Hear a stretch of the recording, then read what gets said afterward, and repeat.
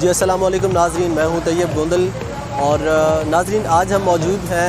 G7 और G8 के दरमियान जो अंडर पास बनाया जा रहा था, जो कि आज मुकम्मल हो चुका है। आज उसका इफ्तिताह करने के लिए अली नवाज़ साहब आए हैं और आइए देखते हैं कि किन किन लोगों ने इसमें शिरकत की और कौन कौन कारकुन